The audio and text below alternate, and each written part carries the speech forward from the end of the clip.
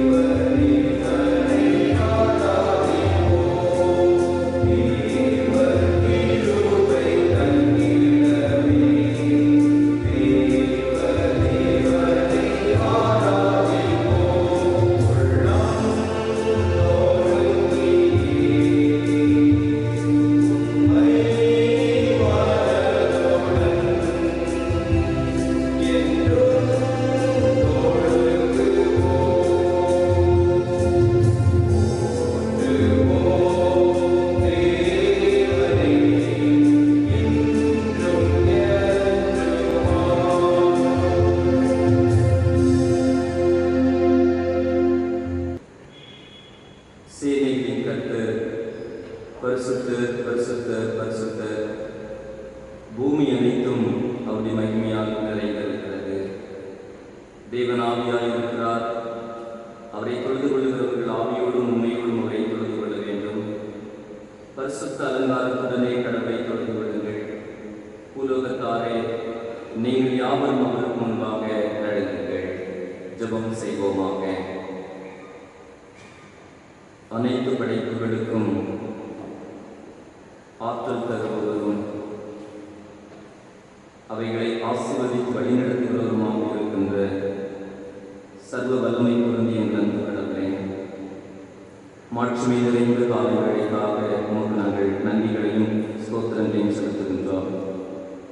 மீண்டும் ஒரு பரிசுத்த நாளை எங்களுக்கு தந்து உம்மை ஆவியோடும் உண்மையோடும் தொழுது கொள்ள கடவுளுங்களுக்கு தந்த வாய்ப்புகளுக்காக நன்றியுடன் உண்மை துதிக்கிறோம், ஸ்தோத்தரிக்கிறோம் ஸ்தோத்தரிக்கிறோம் ஸ்தோத்தரிக்கிறோம். நாதா, சூழ்நிலை காரணமாக ஆண்டவரே ஆங்காங்கு இல்லங்களில் இருந்து இந்த தொழுகையில் பங்கு வருவோரும் இந்த ஆலயத்தில் கூடிமை தொழுது கொள்கிறவர்களும் உம்முடைய கருவியை நிறைவாய் பெற்றுக்கொள்ள இறைவன் அருள் செய்ய வேண்டும் என்று ஜெபிக்கின்றோம்.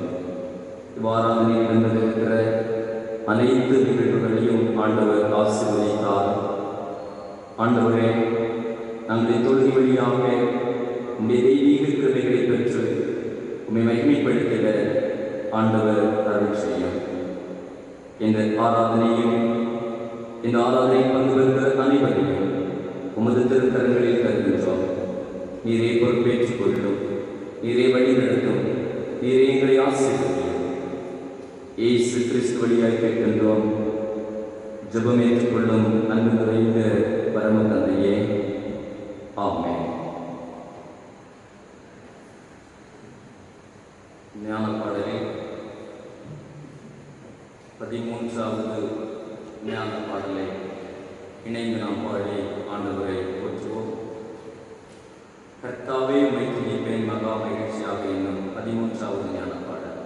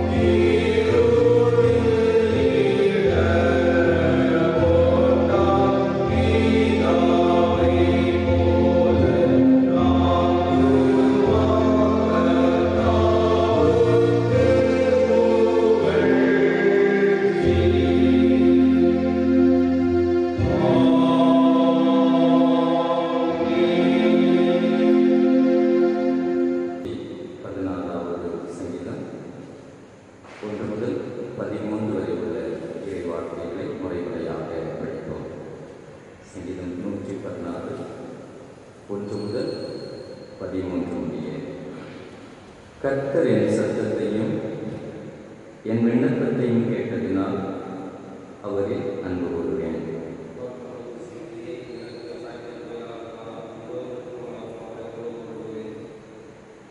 மரண கட்டுகள் என்னை சுற்றிக் கொண்டது, பாதாள இடுக்கண்கள் என்னை பிடித்தது. இக்கட்டையும் சஞ்சலத்தையும் அடைந்தேன்.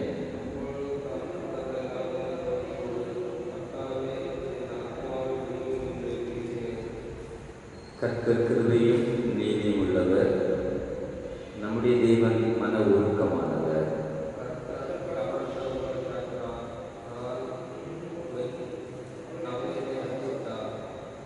என் ஆத்மாவே, கர்த்தர் உனக்கு நன்மை செய்தபடியால் நீ இளைப்பாறுதலுக்கு திரும்பு.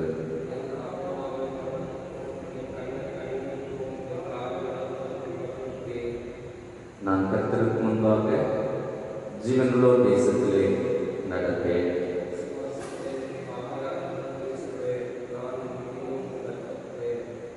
எந்த மனுஷனும் பொய்யன் என்று என் மனக்கலக்கத்திலே சொன்னேன்.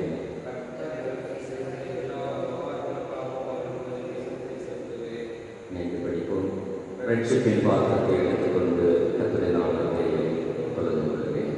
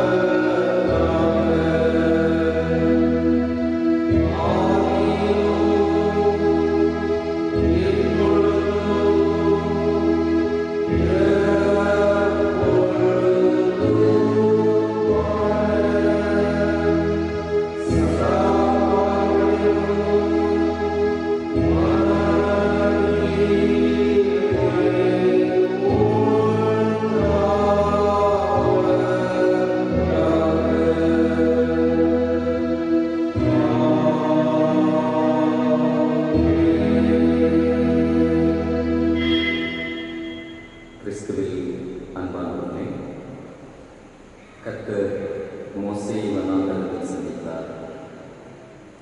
அப்போது அவர் கூறிய காரியம், நீ நிற்கிற பூமி பரிசுத்த பூமி, உன் கால்களில் உள்ள பாதரட்சியை கலத்தி போடு என்று. ஆலயத்தில் ஏசாயா தீர்க்கன் இறைவனை கண்டார். அப்போது அவர் கேட்ட சத்தியமும் அவர் பரிசுத்தர் பரிசுத்தர் என்று சேனைத்தரங்கள் போற்றுவதைதான். ஆம், அவருடைய சூழ்நிலை காரணமாக நாம் இல்லங்களிலிருந்து ஆராதித்தாலும் இறைவனை கண்டிட, இறைவனை தரிசிக்க பரிசுத்தம் இன்றியமையாதது என்பதை திருமுறை தெளிவுபடுத்துகிறது. பரிசுத்தம் இன்றி ஒருவனும் இறைவனை தரிசிக்க முடியாது என்ற இறை வார்த்தையை அறிந்திருக்கிற நாம் இருக்கிற இடங்களிலே மனத்தாழ்மையோடு ஆண்டவருடைய குறைவுகளை சொல்லி நம் ஆண்டவரை நோக்கி ஜெபிப்போம்.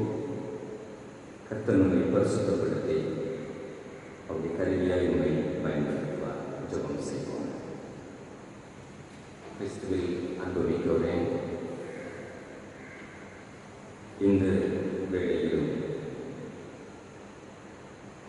நாம் அறிந்து மரியாதை சில குறைவுகளை ஆண்டவர் சமூகத்தில் அறிக்கை செய்வோம். திருமுறை தருகின்ற அழைப்பு ஒன்று, நறுமண்டதும் நொறுமண்டதுமான இருதயத்தை இறைவன் புறக்கணிப்பதில்லை என்றுதான். ஆம், உடைந்த உள்ளத்தோடு நம் ஆண்டவர் சமூகத்தில் நம்மை தாழ்த்தி கொடுக்கிறது. இறைவன் நம்மை அவருடைய பிள்ளையாக ஏற்றுக்கொள்கின்றார். இதை மைந்தன் திரும்பி வந்து சொன்ன வார்த்தை, தந்தையை வருத்த புரதமாக உமக்கு முன்பாகவும் பாவம் செய்தேன். இனி உடைய குமாரன் என்று சொல்லப்படுவதற்கு நான் தகுதியுடையவனல்ல. உமது கூலியாளி ஒருவராக என்னை ஏற்றுக்கொள்ளும் என்று. ஆனால் அவனுடைய தந்தை அவனை சொந்த மகனாக ஏற்று மீண்டும்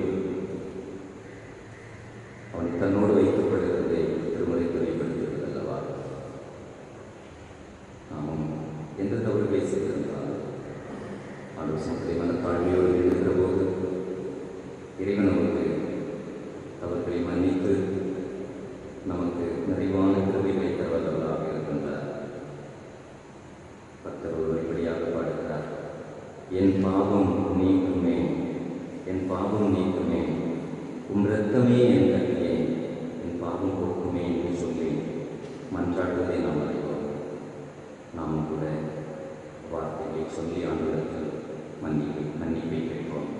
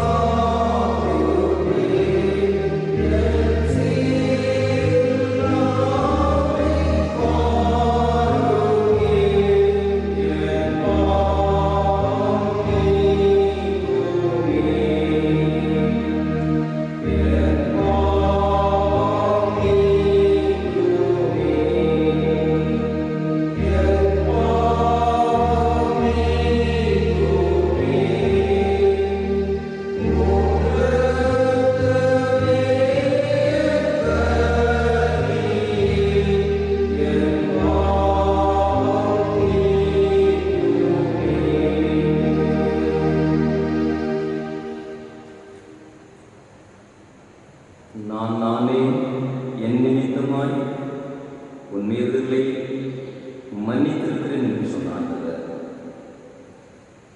என் பாவம் நீக்குமே, உமது இரத்தத்தால் நீ கழுவுமே என்று சொல்லி மன்றாடியே நம்ம ஒவ்வொருடைய குறைவுகளை மன்னித்து நமக்கு பாவம் மன்னிப்பு நிச்சயத்தை தந்து தூய வழியில் நம்மை தொடர்ந்து வழி நடத்துவாராக. ஆமென். இறைவன் நமது குறைவுகளை மன்னித்திருக்கிறார் என்பதை ஏற்றுக்கொள்கிற நாம், விசுவாசிக்கிற நாம் அவருக்கு நன்றி செலுத்துவோம். இந்த துன்பச் சூழலிலும் ஆண்டவர் நம்மோடு நம்மை வழிநடத்தின விதங்களை நினைத்து நன்றி சொல்லுவோம். அவருடைய குடும்பத்தில் அங்கு ஆங்காங்கு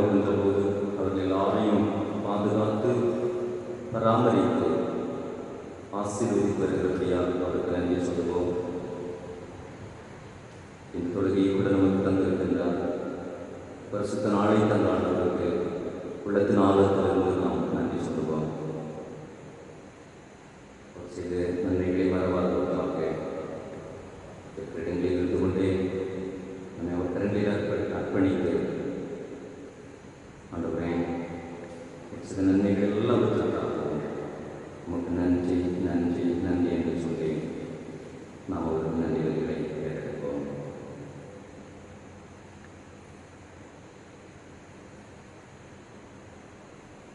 எங்களுக்கு நன்றிகளை கூறிய நாம் அவர் கற்றுத்தந்த சுபத்தை யாவரும் சேர்ந்து ஏறெடுப்போம். பரமண்டலங்களில் இருக்கிற எங்கள் பிதாவே, உம்முடைய நாமம் பரிசுத்தப்படுவதாக, உம்முடைய ராஜ்யம் வருவதாக, உம்முடைய சித்தம் பரமண்டலத்திலே செய்யப்படுவது போல பூமியிலேயும் செய்யப்படுவதாக. அன்றன்றுடைய நலத்தை எங்களுக்கு இந்த காலம் எங்களுக்கு விரோதமாய் குற்றம் செய்கிறவர்களுக்கு நாங்கள் மன்னிப்பது போல எங்கள் குற்றங்களை எங்களுக்கு மன்னியும். எங்களை சோதனைக்குள் பிரவேசிக்க பண்ணாமல் தீமையிலிருந்து ரட்சித்துக் கொள்ளும்.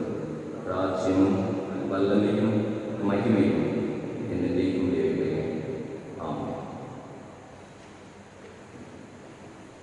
இந்த நாடுக்குரிய திருமறை பாடத்தை படிக்க கேட்போம். பழைய பாட்ட பகுதியை மட்டும் படிக்க கேட்போம். வாசிக்கும்படியாக கொடுக்கப்பட்ட திருமறை பாடம் யாத்திராகமம் 14ஆம் அதிகாரம் 10 முதல் 22. யாத்திராகமம் 14ஆம் அதிகாரம் 10 முதல்.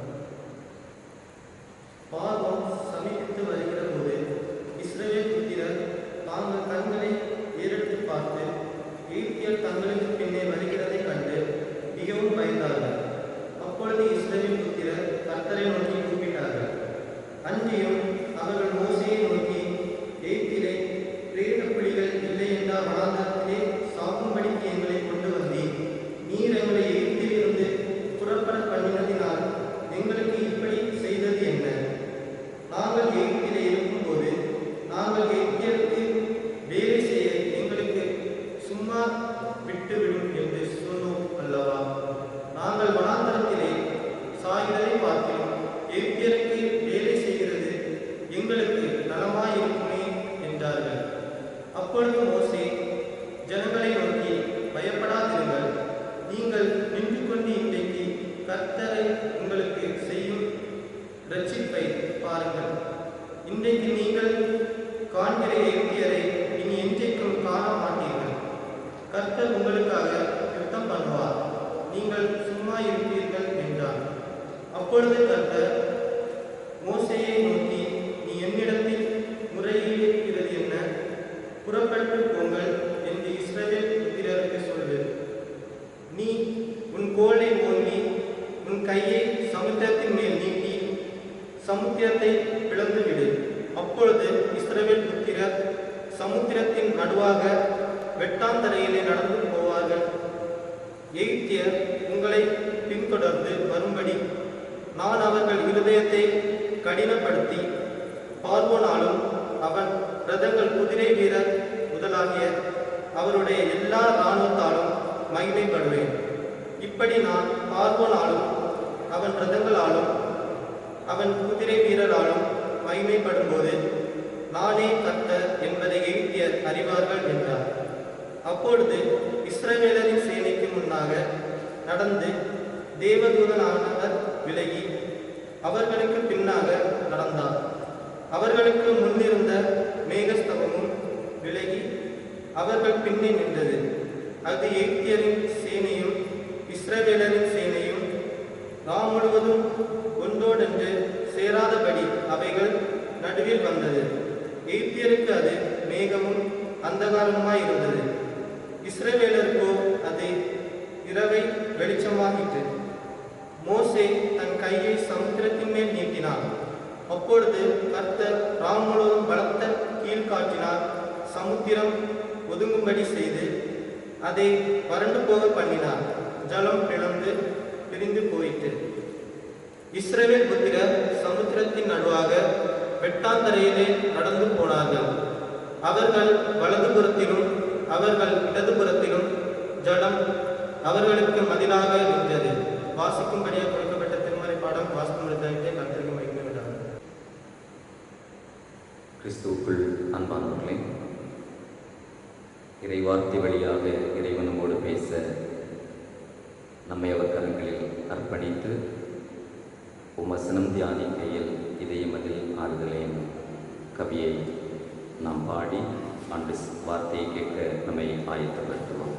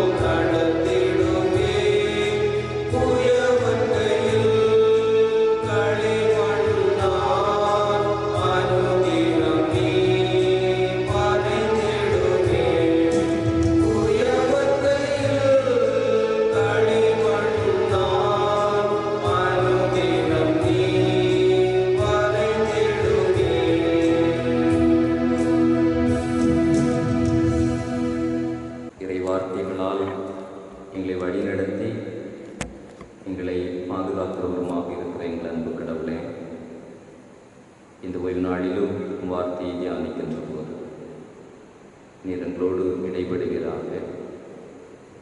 இந்த வார்த்தைகளால் உங்கள் நித்திய வாழ்வுக்கான வழியையும் ஆண்டவர் நிறைவாய் பெற்றுக்கொள்ள அருள்தார். அடிமை மறைத்து நீர் வெளிப்படும். ஆங்காங்கு இருந்த இந்த சத்தத்தை கேட்கிற எல்லாரையும் ஆண்டவர் ஆட்கொள்வீராக, ஆசீர்வதிப்பீராக. கிறிஸ்து வழியாய் கேட்கிறோம், ஜெபம் ஏற்றுக்கொள்ளும் அன்பு தந்தையே, ஆமென். கிறிஸ்துவில் அன்புக்குரியவர்களே, இந்த பரிசுத்த நாளுக்காக ஆண்டவரை போற்றுகின்றேன். சூழ்நிலை காரணமாக இல்லங்களிலிருந்து நாம் ஆண்டவரை தொழுகின்ற போதும் இந்த காணொளி வழியாக இறைவார்த்தையை நாம் தியானிக்க இறைவன் நமக்கு தந்த வாய்ப்புக்காக நன்றி சொல்லுகின்றேன்.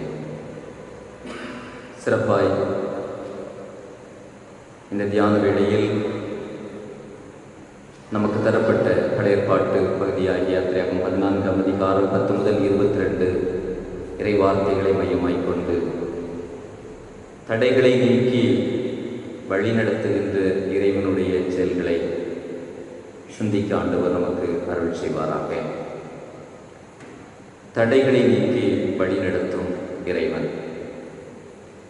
யாத்திரையாகும் 14ஆம் அதிகாரம் இஸ்ரவேலருடைய வாழ்வில் ஒரு உன்னத நிகழ்வை கூறும் பகுதியாகும். எகிப்தின் அடிமைத்தனத்திலிருந்து விடுதலை பெற்று இஸ்ரவேலர் தங்கள் கானான் நாட்டை நோக்கி பயணம் செய்கின்ற போது நடந்த ஒரு நிகழ்வாக இந்த நிகழ்வு திருமறையில் கூறப்பட்டிருக்கிறதை நாம் பார்க்கின்றோம். இந்த நிகழ்வை நாம் நன்கு அறிந்திருக்கின்றோம். குறிப்பாக சில ஆண்டுகளுக்கு முன்பதாக இதனுடைய வரலாற்று உண்மையை கூட நிரூபித்திருக்கிறார்கள். செங்கடலில் ஆய்வு செய்த அகழ்வாராய்ச்சியாளர்கள் திருமறையில் சொல்லப்பட்ட இந்த நிகழ்வு உண்மை என்று சொல்லி குறிப்பிடுகிறதை நாம் அறிய முடிகிறது. சமூக வலைத்தளங்களில் தேடினால் இந்த செங்கடல் நிகழ்வை குறித்ததான அகழ்வாய்வின் விளக்கங்கள் கூட சொல்லப்பட்டிருக்கிறதை நாம் காண முடியும். இந்த சூழலில் இந்த திருமறை பகுதி நமக்கு தருகின்ற மேன்மையான செய்தி என்னவென்று சொன்னால், இறைவன் தடைகளை நீக்கி நம்மை வழி நடத்துகின்றவர் என்பதுதான். இந்த பகுதியிலே 3 விதமான செயல்களை நாம் காண முடியும். அதாவது கானான் நோக்கிய பயணத்தில் ஈடுபட்ட பெருந்திரளான மக்கள் ஒரு எண்ணத்தோடும், அவர்களை வழி நடத்திய மோசே இன்னொரு நிலையிலும், அவர்களுக்கு உதவி செய்கின்ற அவர்களோடு உடன் சென்ற இறைவன் இன்னொரு நிலையிலும் இந்த பகுதியிலே வெளிப்படுவதை நாம் காண முடியும். இந்த நாளிலும் கூட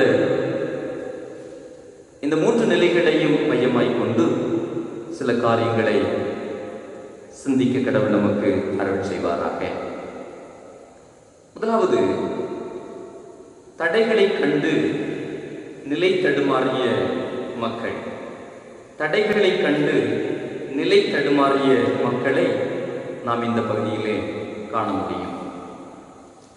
வசனம் 10 முதல் 12 வசனங்களில் பார்க்கின்ற போது இஸ்ரவேல் ஜனங்களுடைய தடுமாற்றத்தை நாம் காண முடியும். நிலை தடுமாறி இருக்கிற மக்கள். வேதம் என்ன சொல்கிறது? அவர்கள் எகிப்தின் சேனை தங்களை நெருங்கி வருகிறதை கண்டபோது கலக்கமுற்றார்கள். அவர்கள் பின்மாறி போனார்கள். மட்டுமல்ல, மோசையோடு வாக்குவாதத்தில் ஈடுபடுகின்றார்கள். நடந்த நிகழ்வை நாம் திருப்பி பார்க்க அழைக்கப்படுகின்றோம்.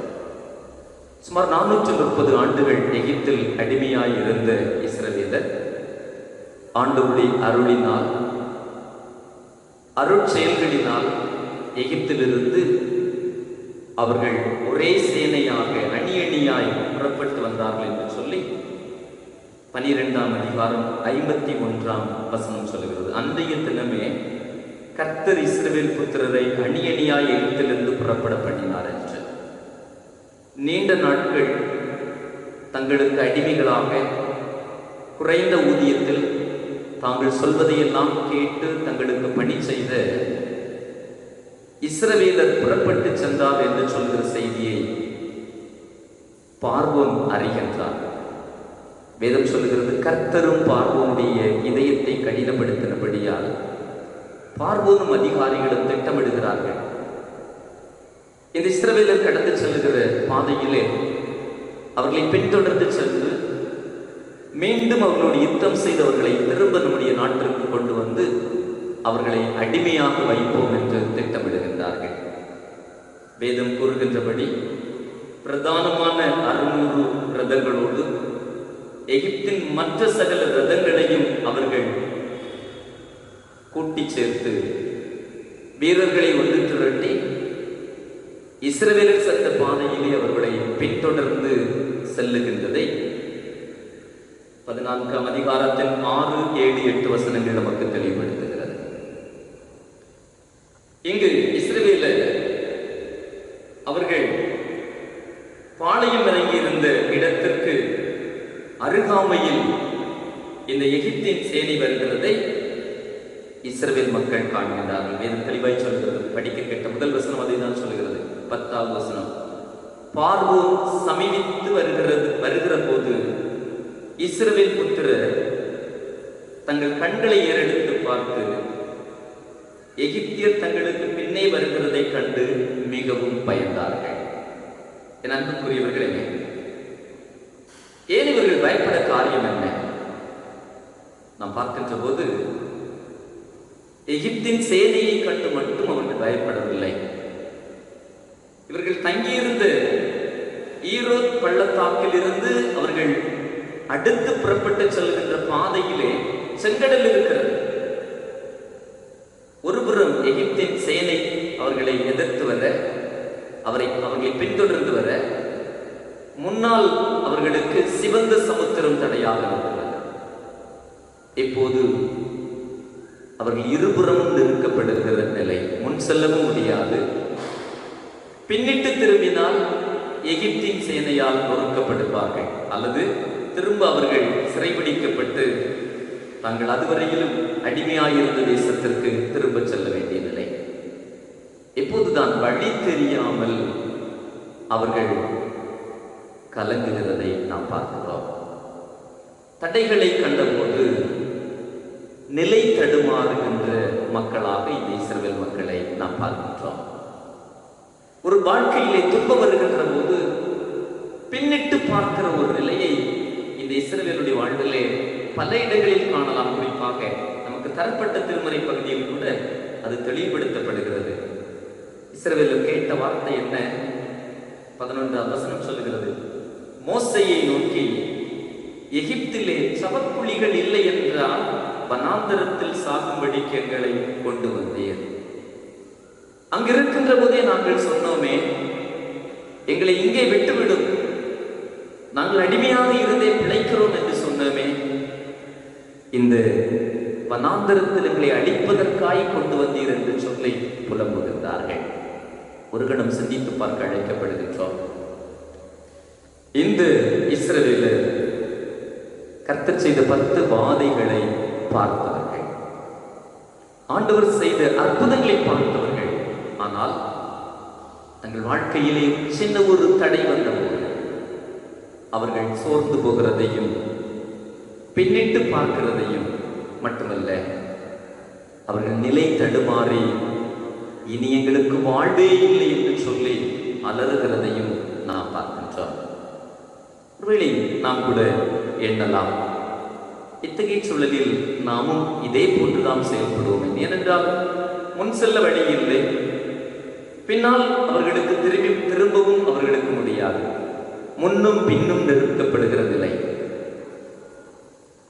எப்பக்கத்திலும் நிறுத்தப்பட்டு வழியின்றி நிற்கின்ற சூழலில் வேறு என்ன செய்ய முடியும் என்று நாம் எண்ணலாம். இந்த இஸ்ரவேலர் அங்கு நிலை தடுமாறி அவர்கள் பின்னிட்டு பார்க்கின்றவர்களாக காணப்படுகிறதை நாம் பார்க்கின்றோம். ஆனால் இறைவன் என்ன நமக்கு சொல்லுகின்றார்? நாம் எல்லாமே முடிந்தது என்று சொல்லி உலகம் நம்மை பார்த்து சொன்னாலோ, இல்லை நம்முடைய வாழ்க்கையிலே இனி தப்பிக்கொள்வதற்கு வழியே இல்லை என்று சொல்லி நாம் நிற்கின்ற போதோ, நாம் என்ன செய்ய வேண்டாம்? நிலை தடுமாற வேண்டாம், பயப்பட வேண்டாம், கலங்க வேண்டாம் என்று வேதம் நமக்கு தெளிவுபடுத்துகிறது. முறைமுறையாய் படித்த 116வது சங்கீதத்திலும் மரண கட்டுகள் என்னை சுற்றி கொண்டது என்று சங்கீதக்காரர் சொல்லுகிறார். மரண கட்டுகள் நெருங்கிய போதும் சங்கீதக்காரர் இறைவனை விட்டு தூரம் போகவில்லை. ஆனால் இந்த இஸ்ரவேலரோ தங்களுக்கு தடைகள் ஏற்பட்ட போது அவர்கள் நிலை தடுமாறினார்கள். நாம் இன்று ஒருவேளை இஸ்ரவேலரை போல இருபுறங்களிலும் நெருக்கப்பட்டவர்களாக இருக்கலாம். வெளியே சமூகத்திலே நாம் முன்பு போல் பழகினால் அல்லது செயல்பட்டால் தொற்று வியாதி, இந்த கொடிய வைரஸ் நம்மை பற்றி கொள்ளுமோ என்கிற பயம் நமக்குள்ளாக இருக்கலாம். எத்தனை நாட்கள் வீட்டிற்குள்ளாய் அடங்கி இருப்பது, இல்லத்திற்குள்ளே இருந்து விட்டால் வேலை செய்ய முடியாது, கடமைகளை செய்ய முடியாது, நாளைய தினத்திற்கு என்ன செய்வோம் என்று சொல்லுகிற அந்த வேதனை, இருபுறமும் நெருக்கப்பட்ட நிலையிலே இஸ்ரவேலரை போல நிலை தடுமாறி நிற்கின்றீர்களா? இறைவன் தடைகளை மாற்றி நமக்கு புதுவழி காட்ட வல்லவர் என்பதை இந்த பகுதியின் தொடர்ச்சி நமக்கு கற்றுத் தருகின்றது. இஸ்ரவேலரை போல தடைகளை கண்டு நாம் தடுமாற அல்ல, நிலை குலைந்து போக அல்ல, அல்லது பின்னிட்டு பார்க்க அல்ல ஆண்டவர் நம்மை அழைப்பது.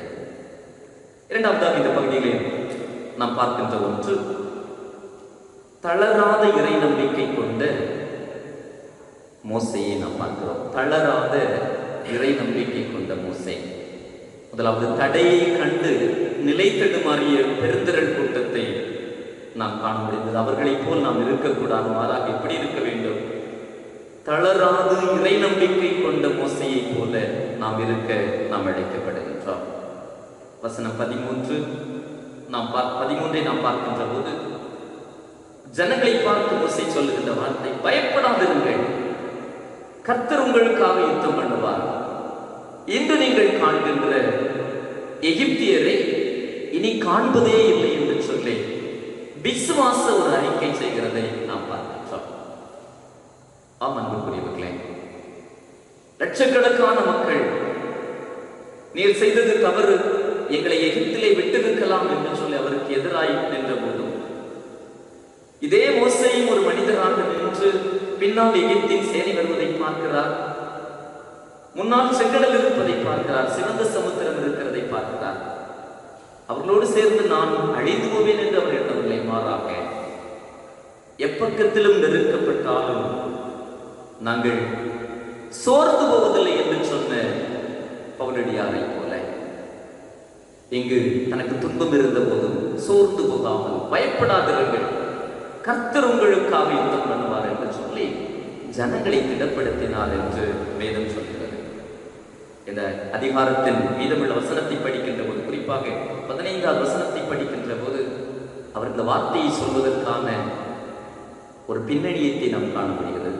ஆண்டவர் அவரை பார்த்து சொல்லுகின்றார், கர்த்தர் மோசேயை நோக்கி, நீ என்னிடத்தில் முறையிடுகிறது என்ன என்று கேட்கிறதை பார்க்கிறோம். அப்படி என்று சொன்னால் அவர் நம்பிக்கையோடு ஆண்டவரை நோக்கி ஜெபித்தார் என்பதுதான் உண்மை. தளராத இறை நம்பிக்கை கொண்ட மோசே ஒரு துன்பச் சூழலிலே செய்த காரியம் என்னவென்று சொன்னால், அவர் துன்பத்தை பார்க்கவில்லை, மாறாக அந்த துன்பத்தில் இருந்து தன்னை தூக்கி விடுகின்ற, அந்த தடையை நீக்கி தனக்கு வழியை காட்டுகின்ற இறைவனை நோக்கி அவர் கூப்பிட்டிருக்கிறார் என்பதுதான் உண்மை. எனவே தான் ஆண்டவர் திரும்ப அவரை பார்த்து சொல்கிறார், நீ ஏன் என்னை நோக்கி முறையிட்டுக் கொண்டிருக்கிறாய் என்று அவரை திரும்ப செயல்பட செய்கிறதை நாம் பார்க்கின்றோம். ஒருவர் சொல்லும்போது இப்படி சொல்லுவார், கடலின் ஆழத்தை பார்த்து கலங்கி போகாதே, கடலின் மேல் மிதக்கும் கப்பலின் அதிசயத்தை பார்த்து வியந்து நில். அப்போது உன் தேவன் உன்னை மூழ்க செய்பவர் அல்ல, உன்னை எல்லாவற்றிலும் தூக்கி சுமப்பவர் என்பதை நீ அறிவாய் என்று சொல்கிறார். அதுதான் உண்மை. கடலில் செல்லும் கப்பலுடைய செயலை நாம் திரும்பி பார்க்க வேண்டும், கடலை பார்க்க அல்ல. எத்தனை உயரமான அந்த கப்பல், அந்த ஆழ் கடலில் எப்படி செல்கிறது என்பது ஒரு அதிசயம் அல்லவா? கடலின் ஆழத்தை பார்த்து கலங்க வேண்டாம். அந்த கடலில் செல்கின்ற கப்பலின் அதிசயத்தை பார்க்கின்ற ஒரு பார்வையை போல துன்பத்தை பார்த்து நாம் கலங்க வேண்டாம். இருபுறம் என்ன, 4 புறமும் நமக்கு சோதனைகள் வரலாம், தீங்குகள் வரலாம். அந்த தீமைகளை பார்த்து கலங்க அல்ல, இந்த தீமையை மேற்கொள்வதற்கு வழிகாட்டுகின்ற இறைவனை நாம் நோக்கி பார்க்கின்ற போது நிச்சயம் ஆண்டவர் நமக்கு விடுதலை தருவார் என்பதில் எந்த சந்தேகம் இல்லை. இன்று நமக்கு கொடுக்கப்பட்ட 2வது வேத பகுதி ஒருவேளை நாம் படிக்காவிட்டால் அப்போஸ்தலர் 16ஆம் அதிகாரம் 19 முதல் 34 வரை உள்ள வசனமாகும். அந்த பகுதியிலும் இதற்கு சான்றான ஒரு நிகழ்வு சொல்லப்பட்டிருக்கிறதை நாம் காண முடியும். பிலிப்பி பட்டணத்திலே பவுலும் சீலாவும் ஆண்டுடைய வார்த்தையை சொன்னது நிமித்தமாக சிறைப்படுத்தப்பட்டு அவர்கள் காவலில் வைக்கப்படுகிற நிலை அங்கே சொல்லப்படுகிறது. அன்புக்குரியவர்களே, சுவிசேஷத்தை சொன்னது நிமித்தமாக சிறையாக்கப்பட்டு கால்கள் தொழுமரத்தில் மாட்டப்பட்டு கட்டுகளோடு இருக்கிற நிலையிலே பவுலும் சீலாவும் என்ன செய்தார்கள்? கலங்கவில்லை. வேதம் சொல்லுகிறது, அவர்களை அடித்தார்கள், உதைத்தார்கள், அவர்களை காவலில் வைத்தார்கள், அவருடைய கால்களை என்ன செய்திருக்கிறார்கள்? தொழுமரத்தில் மாட்டி வைத்தார்கள். தப்பிக்க எந்த வழியுமே இல்லை. அவர்களை நினைத்தால் மறுநாள் ஒருவேளை அவர்களுக்கு என்ன தண்டனை கொடுக்கிறார்கள் என்று தெரியாது.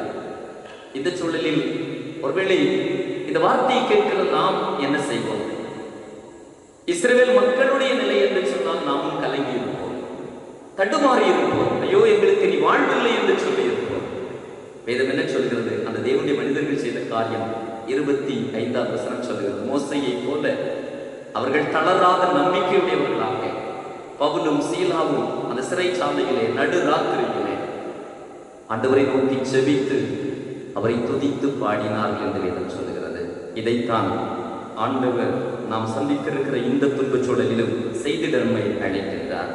என் அன்புக்குரியவர்களே, தடைகளை கண்டு நிலை தடுமாற அல்ல, மாறாக தடைகளின் மத்தியிலே இறைவன் மீது வைத்திருக்கிற நம்பிக்கையில் கடுகளவும் குறையாமல் அவருடைய நம்பிக்கையிலே, அவர் மீது வைத்த நம்பிக்கையிலே உறுதியாயிருந்து அவரை நோக்கி ஜெபிக்க, அவரை துதிக்க நானும் நீங்களும் அழைக்கப்பட்டிருக்கிறோம்.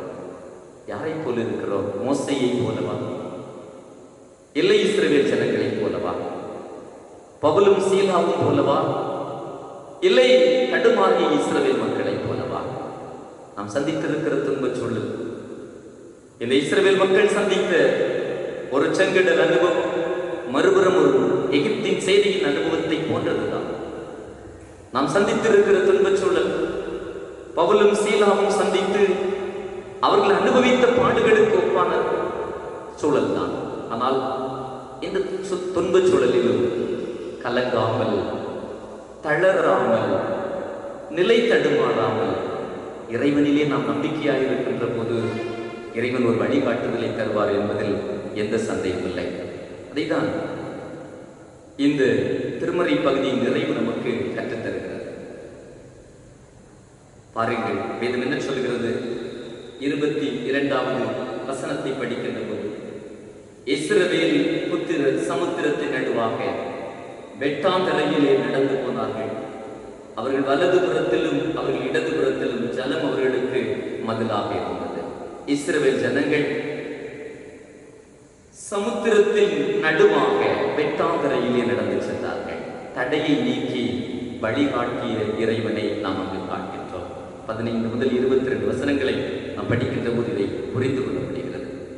ஒருபுறம் ஜனங்கள் மோசையோடு வாதிடுகின்ற சூழலிலே மோசே கடவுளை நோக்கி நம்பிக்கையோடு வேண்டுதல் செய்த போது ஆண்டவர் மோசையை பார்த்து சொல்கிறார், நீ என்னோடு ஏன் என்ன செய்கிறாய்? கேட்டுக் கொண்டிருக்கிறாய், அல்லது நீ என்னோடு ஏன் முறையிட்டுக் கொண்டிருக்கிறாய்? புறப்பட்டு போங்கள் என்று சொல்லி இந்த நிலை தடுமாறி நிற்கிற ஜனங்களை பார்த்து சொல், புறப்பட்டு போங்க என்று சொல்லென்று சொல்கிறார். உன் கோலை ஓங்கி உன் கையை சமுத்திரத்தின் மேல் நீட்டி சமுத்திரத்தை பிளந்து விடு என்று சொல்கிறதை பார்க்கின்றோம். அப்படியே இந்த மோசை செய்கிறதை நாம் அங்கு காண முடிகிறது. வேதம் என்ன சொல்லுகிறது?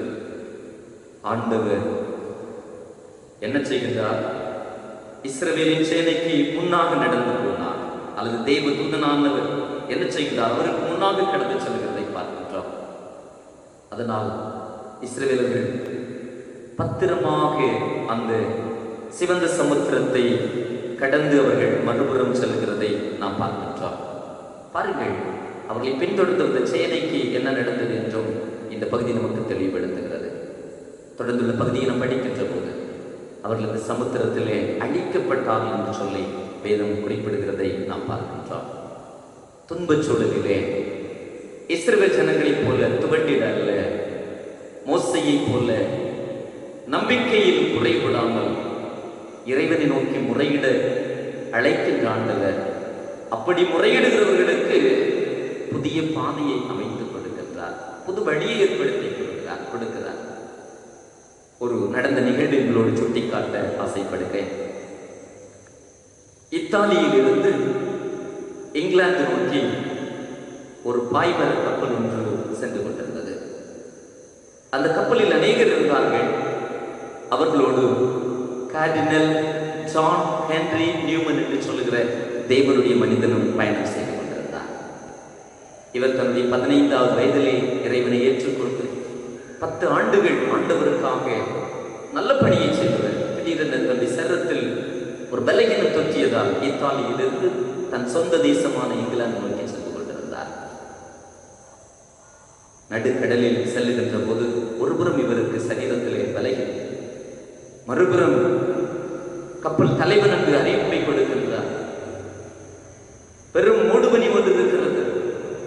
நம்முடைய கப்பல் என்ன செய்ய போகிறது? உடைந்து போய்விடும், முன் செல்ல வழி தெரியவில்லை என்று சொல்லி சொன்னபோது ஜனங்கள் எல்லாம் கலங்கினார்கள். கொடிய சூழலில் மாட்டிக்கொண்டோம். நடுக்கடலிலே மட்டுமல்ல, கடும் இருளிலே மூடுபனியால் அவர்களுக்கு வழி தெரியாமல் திகைத்த போது ஜனங்கள் எல்லாம் இஸ்ரவேல் ஜனங்களைப் போல நிலை தடுமாறி கலங்கி கண்ணீரோடு அலற ஆரம்பித்தார்கள். ஆனால் கார்டினல் ஜான் ஹென்றி நியூமன் என்று சொல்லுகிற தேவனுடைய மனிதன் அமைதியாக ஆண்டவரை நோக்கி மன்றாடினார். எல்லாருக்கும் ஆச்சரியம், எல்லோரும் கலங்குகிறார்கள். இவர் ஒருவர் ஏன் இப்படி இருக்கிறார் என்று சொல்ல, அத்தருணத்தில் அவர் எழுதிய பாடல் தான் பாடல். அந்த அவர் எழுதி பாடிய பாடல் தான் காரிருளில் என் நேச தீபமே என்று சொல்லுகிற பாடல். அந்த வரிகளை பாடிக்கொண்டே அவர் ஆண்டவரை நோக்கி ஜெபிக்க ஆரம்பித்தார். நடந்தது என்ன தெரியுமா? வாய்ப்பே இல்லாத அந்த இடத்துல அந்த மூடுபனி மறைய ஆரம்பித்தது. நம்பிக்கை ஒளி பிறந்தது. அவருடைய கப்பல் பயணம் தொடர ஆரம்பித்தது. அன்புக்குரிய தேவனுடைய ஜனமே, எங்கும் செல்வதற்கு வழியின்றி இருக்கின்ற வேளையிலே முன் செல்லவும் முடியாது, பின்னிட்டு பார்க்கவும் முடியாது, எல்லாமே முடிந்தது என்று சொல்லுகிற எண்ணங்களோடு நம்பிக்கை இழந்திருக்கிற சூழலிலும் நாம் கலங்காமல் இறைவனை உறுதியாய் பற்றி கொண்டு அவரை நோக்கி மன்றாடினார். அந்த காரிருளிலும் அவர் நேச தீபம், அந்த காரிருளிலும் அவர் நமக்கு நேச தீபம், அவர் நமக்கு வழிகாட்டுகின்றவர். எனவேதான் யோவான் 14ஆம் அதிகாரத்திலே அருள்நாதர் சொல்லுகிறார், நானே வழியும் சத்தியமும் ஜீவனுமாயிருக்கிறேன் என்று சொல்லேன். நான் இந்த இஸ்ரவேலருடைய கானான் பயணத்தை கிறிஸ்துவ வாழ்வின் பயணத்தோடு ஒப்பிட்டு இந்த செய்தியை நிறைவு செய்ய ஆசைப்படுகின்றேன். இஸ்ரவேல் ஜனங்கள் எகிப்தியன் என்கிற அடிமைத்தனத்திலிருந்து கானான் நோக்கி பயணம் செய்தார்கள். அவர்கள் சந்தித்த தடைகளிலே தடுமாறினார்கள். ஆனால் அவர்களோடு சென்ற கடவுள், அவர்களை வழிநடத்திய கடவுள் அந்த தடைகளை நீக்கி அவர்களின் விசுவாசமுடையவர்களை அந்த கானானிலே கொண்டு சேர்த்தார் என்று திருமறை தெளிவுபடுத்துகிறது. கிறிஸ்துவ வாழ்வு என்பதும் பரம கானானை நோக்கி செல்லுகின்ற ஒரு பயணமாகும். அந்த பயணத்திலே செங்கடல் போன்ற தடைகள் வரலாம். நமக்கு இன்னும் பலவிதமான தீங்குகள் வரலாம். எகிப்தின் சேனை போன்ற எதிர்ப்புகள் நமக்கு வரலாம். தடைகளை கண்டு தடுமாறுகின்றோமா? அருள்நாதர் சொல்கிறார், நானே வழி, நானே உங்களுக்கு வாழ்வு, நான் உங்களை வழி நடத்துவேன் என்று சொல்லுகின்றார். என் அன்புக்குரியவர்களே, இன்றைய சூழலோடு நாம் ஒப்பிட்டு பார்க்கின்றோம். இன்றும் நம்முடைய ஆன்மீக பயணத்திற்கு பல தடைகள், கூடி ஆராதிக்க, இறைவனை மகிமைப்படுத்த என்று பல தடைகள், நம்முடைய உலகபூர்வமான வாழ்விலே பல தடைகள், எதையும் செய்ய முடியாமல் தயங்கி போய் நிற்கின்ற அல்லது திகைத்து போய் நிற்கின்ற என்று சொல்லுகிறேன். எனக்கு வழிகாட்டுவோர் யார் என்று சொல்லி கலங்குகின்றோமா? வழியாக அவர் இருக்கின்றார். தடைகளை உடைத்து நமக்கு வழிகாட்டுகிறவராக இருக்கின்றார். இஸ்ரவேலரின் கானான் நோக்கிய பயணத்தில் அவர்கள் சந்தித்த பெரிய தடையாகிய செங்கடலை அவர்களுக்கு நீக்கி செங்கடலிலே பாதை ஏற்படுத்திய கடவுள் இன்று நம்மோடு உண்டு. அவர் நம்மை விட்டு விலகுவதில்லை, அவர் நம்மை கைவிடுவதில்லை. பாதை தெரியாத ஆட்டை போல அலைகின்ற நமக்கு அவர் பாதை காட்டுகின்ற நல்மெய்ப்பனாய் இருக்கிறார் என்பதை உணர்வோம். நம்முடைய சோதனைகளிலே, துன்பங்களிலே துவண்டிட வேண்டாம். இறைவனில் உள்ள நம்பிக்கையில் நாம் நிலைத்திருப்போம். பவுலடியார் சொன்னபடி சொல்வோமா? நாங்கள் எப்பக்கத்திலும் நெருக்கப்பட்டும் நாங்கள் என்ன செய்வதில்லை, ஒடுங்கி போவதில்லை. ஏனென்றால் எங்கள் ஆண்டவர் எங்களோடு கூட இருக்கிறார். அந்த ஆண்டவர் இந்த துன்பச்சூழலில் நம்மோடு கூட இருந்து தடைகளை நீக்கி வழிகாட்டுவார். அவர் கரங்களில் நம்மை கையளிப்போம். மோசையை போல, பவுலும் சீலாவும் போல அவர்கள் கொண்ட நம்பிக்கையிலே உறுதியோடு இருந்து அவரை நோக்கி செவிப்போம். இந்த துன்பச்சூழல்களை மாற்றி, இந்த தடைகளை நீக்கி கடவுள் நமக்கு புதிய பாதைகளை அமைத்து அவர் நம்மை வழி நடத்துவார். தெய்வம் தாமே இந்த வார்த்தைகளை நம்ம ஊருக்கும் ஆசீர்வதித்து தருவாராக. ஆமாம். 280வது கீதத்தை நம்முடைய நம்பிக்கையை வெளிப்படுத்தும்படியாய் பாடி ஆண்டவரை மகிமைப்படுத்துவோம். கிஞ்சிதமும் நெஞ்சு அஞ்சிடாதே, நல்ல கேடகத்தை பிடினி, விசுவாச கேடகத்தை பிடினி என்னும் 280வது கீதத்தை பாடி செபித்து இந்த கொடுகையை நாம் நிறைவு செய்வோம்.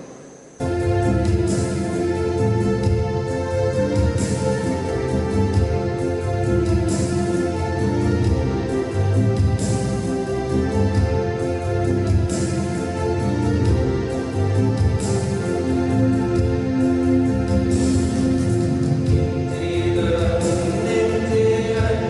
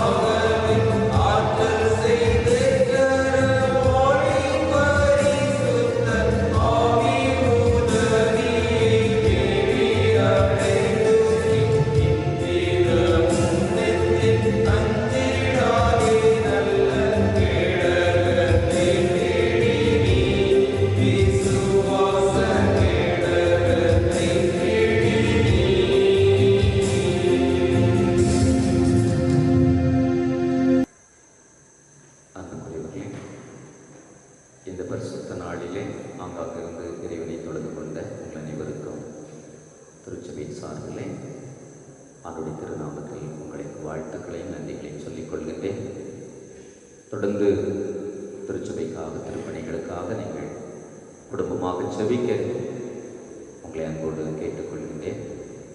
சிறப்பாய் தூர இடங்களில் இருக்கிற சபை இறை மக்களுக்காக நீங்கள் அதிகமாய் செபிக்க உங்களை அன்போடு கேட்டுக்கொள்கின்றேன். ஒருவேளை காணொளி வழியாக அயல் நாடுகளில் இருந்து கொண்டு இந்த செய்தியை, இந்த ஆராதனையிலே பங்கு பெற்ற அனைவரையும் ஆண்டவர் ஆசீர்வதிப்பாராக. நீங்கள் சோர்ந்து போகாமல் என்று கேட்ட இறைவார்த்தைப்படி தடைகளை கண்டு துன்பச் சூழல்களை கண்டு கலைஞடாமல் இறைவனிலே நம்பிக்கையோடு ஜெபியுங்கள் என்றும் உங்களுக்கு நான் ஆலோசனை சொல்லுகின்றேன். அதோடு நம்முடைய இந்திய தேசத்தினுடைய நிலைகளை நாம் அறிந்திருக்கின்றோம். நோயினுடைய தாக்கம் அதிகரித்து கொண்டிருக்கிறது. ஆனால் தளர்வுகள் இருக்கிறது. வெளியே செல்வதற்கு நமக்கு வாய்ப்புகள் இருக்கிறது என்று சொல்லி வீணாக வெளியே செல்ல வேண்டாம். அவ்வளவு பாதுகாப்பாக, முன்னை காட்டிலும் பாதுகாப்பாக இருக்க முடியும், அவ்வளவு நாம் பாதுகாப்பாக இருப்போம். தேவைகளுக்காக வெளியே செல்லுகின்ற போது கட்டாயம் நீங்கள் முகக்கவசம் அணிந்து செல்லுங்கள். சமூக இடைவெளியை கட்டாயம் கடைபிடிங்கள். உங்களோடு நீங்கள் சந்திக்கின்ற நபர்கள் எப்படிப்பட்டவர்கள் என்பது உங்களுக்கு தெரியாதபடியாக நிச்சயம் நீங்கள் அதை கடைபிடிக்க உங்களை அன்போடு பணிவோடு கேட்கின்றேன். அரசுடைய ஆலோசனைகளை ஏற்றுக்கொள்ளுங்கள். நல்ல நோய் எதிர்ப்பு சக்திகளை உருவாக்குகின்ற உணவுகளை நீங்கள் அதிகமாய் சேர்த்துக் கொள்ளுங்கள். அதோடு மழை இருக்கிறது. இதிலும் நீங்கள் எந்த விதத்திலும் எந்த ஒரு பாதிப்புகளும் ஏற்படாதபடிக்கு பாதுகாப்பாக உங்களுடைய கடமைகளை செய்ய அன்பாய் கேட்கின்றேன். இந்த நாளிலும் இந்த தொழுகைக்கு பின்னாக நின்று உதவி செய்த பாடக்குழு அங்கத்தினர்கள், சபை செயலர், இன்னும் இந்த நிகழ்வுகளை ரெக்கார்டிங் செய்வதற்கு உதவிய அருமையான சபைக்குழு உறுப்பினராகிய இந்த சகோதரர் அனைவருக்கும் நன்றியை சொல்லுகின்றேன். ஆண்டவருடைய நாம் மகிமைப்படட்டும். வாய்ப்பு நமக்கு இணைந்து தொழுது கொள்வதற்கு வாய்ப்புகள் கிடைக்கும் வரையிலும் இப்படியாவது நாம் ஆண்டவரை இல்லங்களில் தொழுவதற்கு ஆண்டவர் தொடர்ந்து வாய்ப்பை தர நான் ஆண்டவரை கேட்கின்றேன். அதை பயன்படுத்திக் கொள்வோம். ஆண்டவர் நம்மை ஆசீர்வதிப்பாராக. ஜெபம் செய்வோமாக. தடைகளை நீக்கி வழிகாட்டுகின்ற எங்கள் அன்பு கடவுளே, இஸ்ரவேல் மக்கள் வாழ்விலே தடைகள் வந்தபோது ஜனங்கள் துவண்டு போனார்கள். வழிநடத்திய தலைவன் நம்பிக்கையோடு நின்று உம்மை நோக்கி வேண்டுதல் செய்தபோது ஜனங்களுக்காக நீர் யுத்தம் பண்ணினீர். ஆண்டவரே, அவர்களுக்கு முன்பதாக ஆண்டவரே இருந்த சிவந்த சமுத்திரத்தின் நடுவாக அவர்கள் கடந்து செல்வதற்கு சிவந்த சமுத்திரத்தை இரண்டாய் பிரித்து வழிகாட்டினவர் நீர். ஆண்டவரே, நீர் இன்றும் வல்லவராக இருக்கிறீர். நாங்களும் சந்தித்திருக்கிற இந்த துன்பங்கள் இஸ்ரவேலரின் இந்த சிவந்த சமுத்திர அனுபவத்தை போல முன் செல்லவும் முடியாது, பின்னிடவும் எங்களுக்கு வாய்ப்பில்லை என்று சொல்கிற நிலையிலே சோர்ந்து போய் இல்லங்களில் இருக்கிற உமது பிள்ளைகளுக்காக நாங்கள் மன்றாடுகின்றோம். இந்த ஆராதனையின் வழியாகும் சத்தத்தை கேட்டவர்கள் தடுமாறாமல், நிலை தவறாமல் ஆண்டவரை நிலைத்திருந்து தளராக நம்பிக்கையோடு ஜெபித்து ஆண்டவர் தருகின்ற ஆண்டவரை நல்ல வழிகாட்டுதலை பெற்று முன்னேறி செல்ல அனைவருக்கும் அருள்தார். இத்தருணத்தில் ஆண்டவரை எங்கள் திருச்சபைக்காக ஜெபிக்கிறோம். எங்கள் திருச்சபை இன்னமும் ஆசீர்வதிக்கப்பட ஆண்டவரை இன்னும் வளர்ந்திட அருள்தார். சபையின் மூப்பர்கள், சபையின் அனைத்து சங்கங்களுடைய பொறுப்பாளர்கள் அனைவரையும் ஆண்டவர் ஆசீர்வதிக்க நாங்கள் மன்றாடுகின்றோம். அனைத்து இறை மக்களுக்காக நாங்கள் ஜெபிக்கின்றோம். ஆண்டவரே, ஒவ்வொரு குடும்பங்களையும் பொறுப்பெடுத்துக் கொள்ளும். குறிப்பாக ஆண்டவரே, இந்த பகுதிகளிலே தங்கியிருக்கிற ஒரு பிள்ளைகளோடு உங்களுடைய கிருபை நிறைவாய் தங்கட்டும். அவர்கள் கைட்டு செய்கிற எல்லா கடமைகளையும் ஆசீர்வதியும். அரசுடைய அறிவுரையின்படி இந்த நாட்களில் நாங்கள் ஆண்டவர் இல்லத்திலே தங்கி இருக்கின்ற போது ஆண்டவரை சமூக விலகலை கடைபிடிக்கிற போது ஆண்டுடைய கிருபை ஒவ்வொருவரையும் பாதுகாக்க வேண்டும் என்று ஜெபிக்கின்றோம். குறிப்பாக நோயினுடைய தாக்கங்கள் அதிகரித்துக் கொண்டு வருகிற போது யாரும் பாதிக்கப்படாதபடிக்கு காத்துக்கொள்ளும்.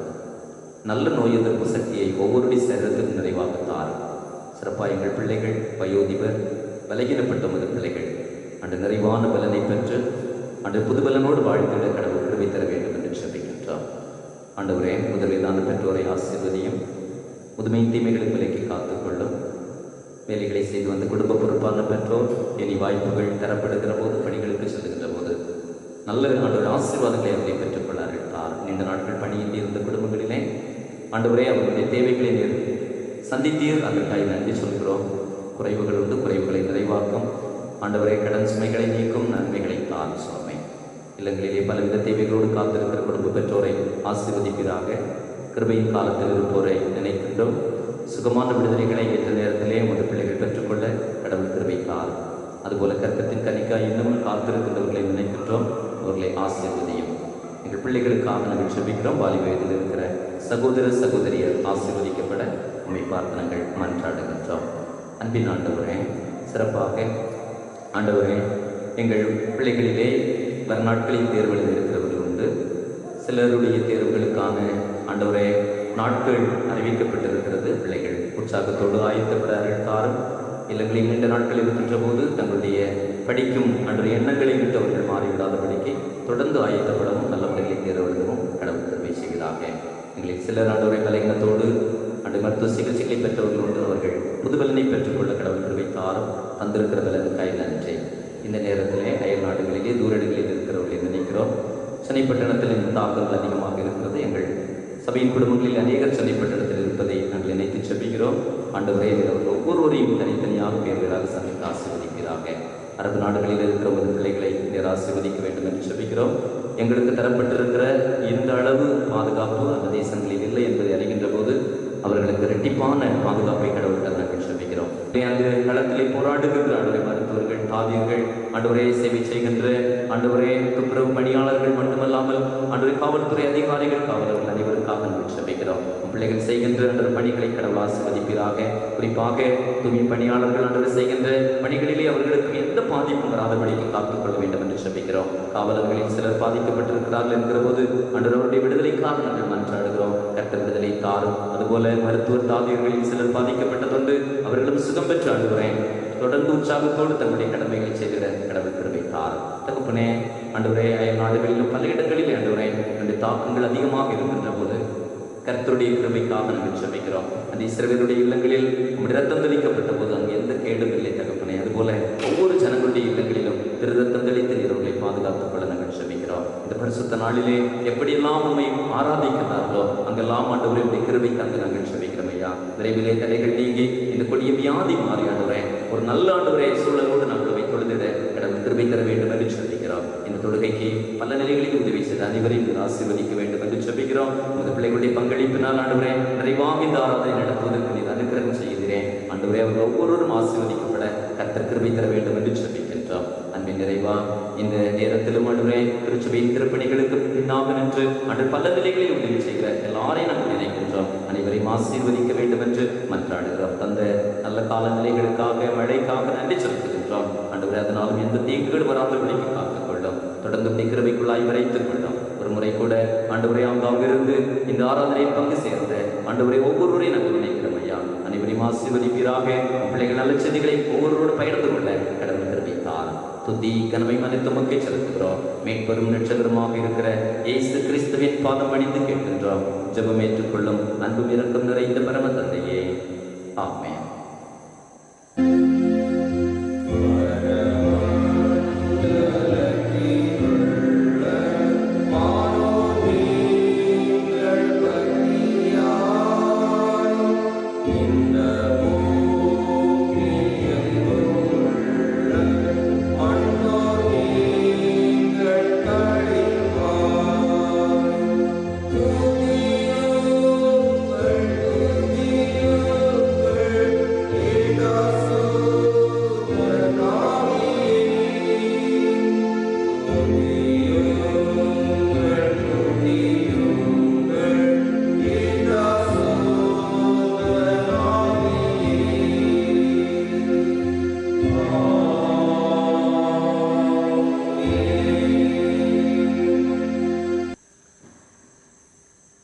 நானே வழியும் சத்தியமும் ஜீவனுமாயிருக்கிறேன் என்று சொன்ன நமது ஆண்டவர் இயேசு கிறிஸ்துவின் கிருபையும் தடைகளை நீக்கி புது பாதையை அமைத்த